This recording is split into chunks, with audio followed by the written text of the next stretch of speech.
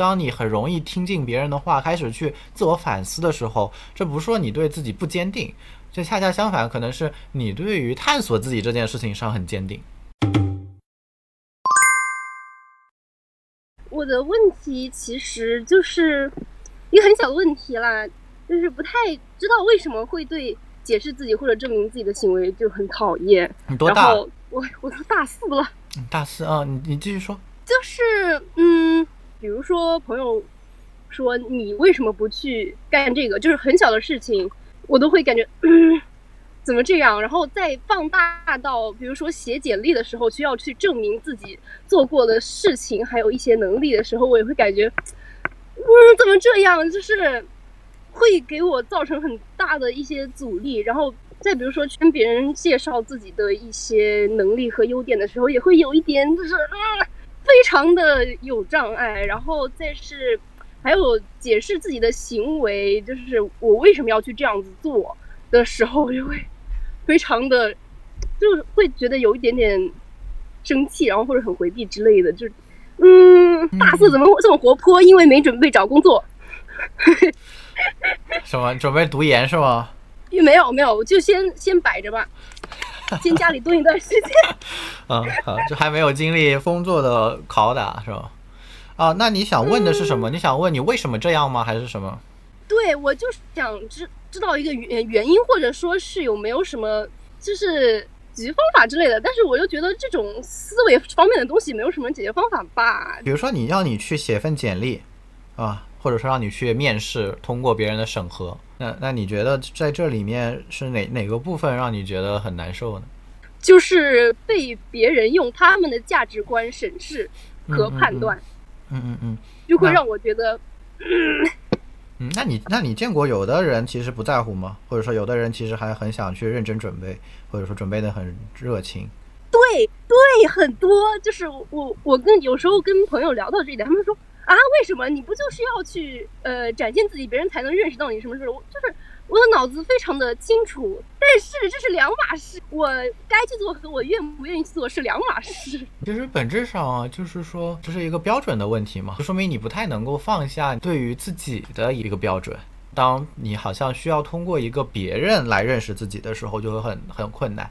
那同时啊，一般像如果当你说我很讨厌别人这样子来评估我好坏，那往往也会意味着什么呢？往往也会意味着你也不太喜欢别人来替你发言。是的啊，就比如说别人说哎肯定喜欢这个，或者说哎呀他肯定不喜欢这个啊，或者是类似于这种吧，替你去发言，就因为你觉得我自己对自己的一个了解其实是一个更加不可替代的一个东西。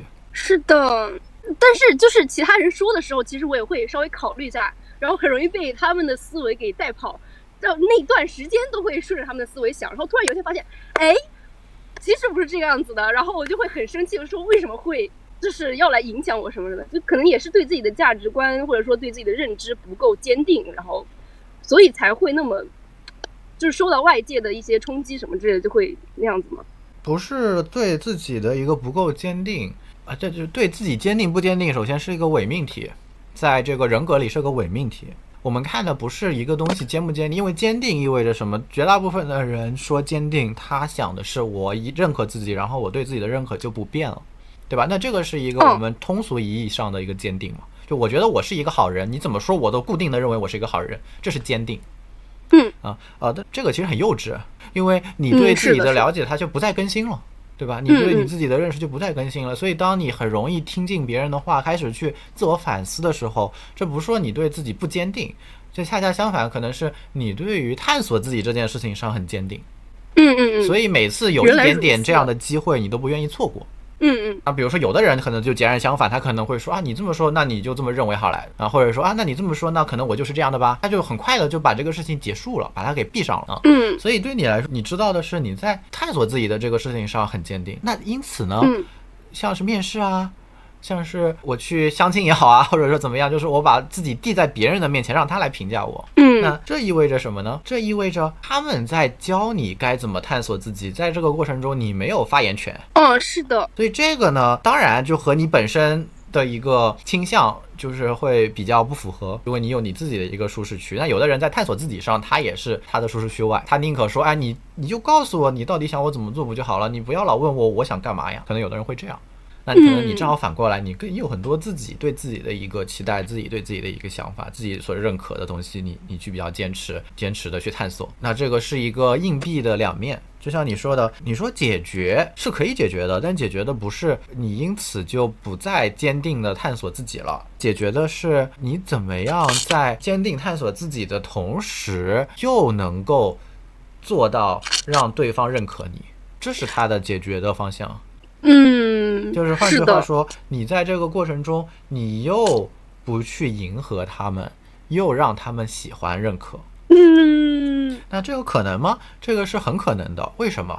因为他们对你的喜欢，对你的认可，他们是沿袭了一套非常非常普世的、非常非常公开认可的一些东西。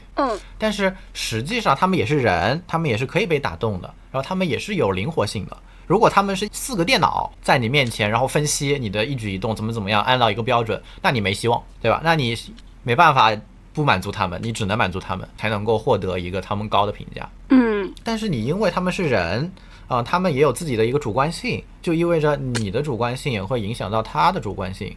那当你的主观性，当你的这个特点，当你的个性，当你的闪光点足够到让他们发现，其实有一些他们的一些标准你没有到达也是 OK 的，那这不就发生了吗？你就可以又做自己，又获得了认可。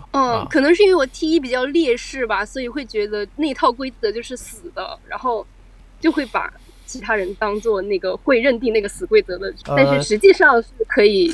它实际上不是死的，那个规则是不是死的是后话，人就不是死的。你可以不相信规则死活，但是你要相信人是活的嘛，对吧？比如说面试官看到你，他就真的太喜欢你的性格了，很想跟你一起工作，那他有没有可能来给你有更高的评价？当然有。